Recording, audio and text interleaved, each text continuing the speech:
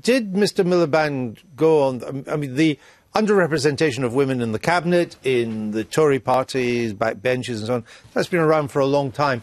Has the deselection of Anne McIntosh, Conservative MP in the North, is that the reason that it was triggered off by Mr Miliband? I think there's that.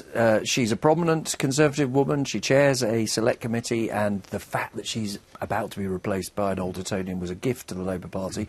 4 women MPs who were new to the House of Commons have also announced they're not running again. One of them, unfortunately for the Tories, the only woman to ask a question from their benches today, are also standing down. They've not been deselected, but they've chosen not to run again. So in that sense, David Cameron, but in his own lights, has a woman problem. He said that he wanted about a third of ministers was his target to be women, and on his own figures, it's 24% of the cabinet, about a quarter, and about a fifth of ministers overall.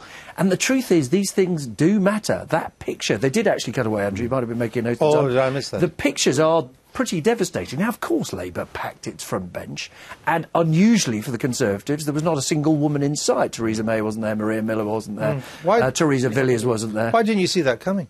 Well, I don't know where those... I mean, there are 4 women in the cabinet, and they're normally there. Justine Greening has an international role. She may be abroad, for all I know. Theresa Villiers is Northern Ireland Secretary, so she may be Theresa May's normally there. In Belfast. Theresa May is normally there. So I don't know the reasons why they're not there. I mean, the only 2 women... Nick's absolutely right, that it's very unusual. The only 2 women in shot, one is the Miss McIntosh who's been deselected, and the other is one of your MPs who's standing down. It's not a triumph. Well, it's not quite the only people who are in... I mean, we have many more... Well, from the front bench they were, and the short point is we have many more women MPs than we've ever done before.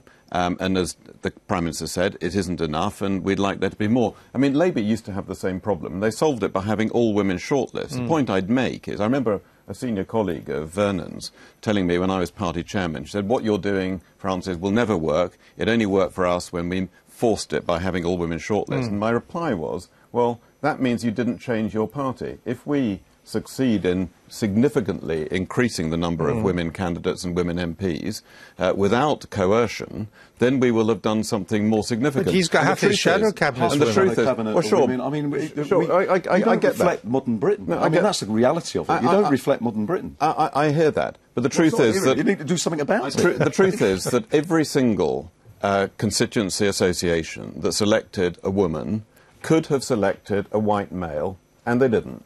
And that's evidence that the party is already changing. And, you know, I don't know what was going on in Anne McIntosh's constituency, but it's worth... How can it be changing if you're getting rid of Anne McIntosh and putting in an old Etonian? But it's worth just pointing out... You've not got enough old Etonians in the... It's worth just... Well, I don't know that they haven't selected a candidate, silly little girl, so that's not Who called her any kind of her given. constituency party, one of the people in the party called Anne McIntosh a silly little girl. One person but, I mean, apparently what an incredible said thing something... to say. Well, one person apparently silly said little something girl. stupid. So, you know, that's a bit of a generalisation from one example. There have been 3 deselection attempts on Conservative MPs. 2 of them have been men, 1 of them has been a woman. It's hard to discern a pattern from that. Maybe it's a Tory equivalent of the Arab Spring. Maybe your rank and file have now decided that they've got minds of their own. Well, they've always had minds of their own and very vigorously expressed. It's unfortunate that 4 of the 2010 intake who are women aren't going to stand again in 20... Well, actually, the number of Tory women MPs who are standing down is the same proportion, actually, as of late in Labour. Well, so there's no great significance. We do have a drowning man clutching at straws. That is. I mean, half the shadow cabinet are women, half the candidates selected in seats that are winnable at the next general election, or where somebody's retirement are not all through women shortlists, but there are candidates, there are women candidates. Right. You try doing what we do and not having all women. Well, I'm proud of the fact. Maybe you should. I'm proud of the fact. I'm proud of the fact. And what you more have representative what you have is a brilliant system. But what you have is a front bench packed full of men. Where are the women? All right, because you're not helped. Where was your women? Hold on. Yeah, but hold on. You're not helped. Neither of you would be helped in government by the Lib Dems because they offered no women in the cabinet. Well, you have to think about that. Don't take that thought away. Take that thought away.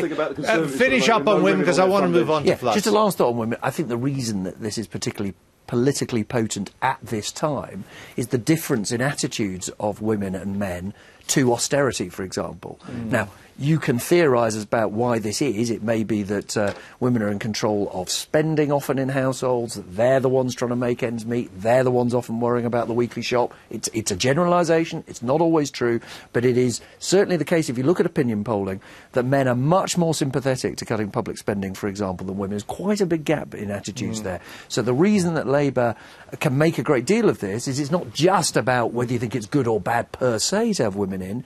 There is evidence in the opinion polls and on the doorstep that women are much less sympathetic to the cuts, to benefit changes, to the pressure on their finances, and that is hurting the Tories. And it was effective, Mr. Miliband. I need to move on to floods. But I need to move on to floods. People have still got stagnant water coming up to their front doors, whether they're men or women. Is there any doubt in your mind now that the government has taken over the events in the Somerset levels from the Environment Agency? That it's government that's now in the driving seat. No doubt about that, and no doubt that it's the Prime Minister rather than the Environment Secretary, because there's two things that we noticed from what David Cameron said on the floods today. Invited to criticise Chris Smith, Lord Smith, who heads the Environment Secretary. He didn't do him by name, but he clearly said he's wrong about this choice between town and country, wrong on the issue of dredging as well, and then he made it absolutely plain that he would be chairing the Emergency Committee, Cobra, this afternoon. So David Cameron, I think, in the clearest possible way, he said to everybody, it's me now. I'm in charge. Given that the Prime Minister is in charge, why would he claim that this government is spending more on flood defences when it's clearly not? Well, he's saying that there's more public spending on flood defences. But there isn't. Well, no, there is. If you take all the money that's being spent by the government and by local authorities on flood defences, that has risen. Well, the figures show that the total expenditure on flood defences in real terms is projected to fall from 646 million on the year you came to power, 2010, to 546 million by 2015. So in real terms, total spending on flood defences falls by 100 million. Well, my understanding is that if you look at all of the spending, taxpayer-funded spending on flood defences, it's risen. So, these are House of Commons library figures. Exactly. As I understand what's going on, government grants are down, so you can say it's a cut, but local councils are spending more. Now, Francis Moore then presents that as taxpayer money overall. Other people might say councils are having to cut other things in order to subsidise the fact that the government have cut their grants. In terms of what is being spent on flood defences, it's up. Yeah, but Mr Cameron can't take credit for that. Central government spending is down. But I'll tell you the other thing. Right. Very briefly, because we've run out of time. Very, very briefly. The other thing is, I think the people who are suffering flooding, notwithstanding the debate about who's spending what and how much is being spent, they want the government to get a grip, and they want it sorted, and they want it done with a sense of urgency, and that's what they want to hear from the government. And I think they're getting that. I mean, anyone who listens... But it's taken a few weeks. All right, but you're not getting that. We've run out of time. We have to move on. We've got important matters still to go on with. Nick, thank you very much. You are released. Just pay the fee on the way out.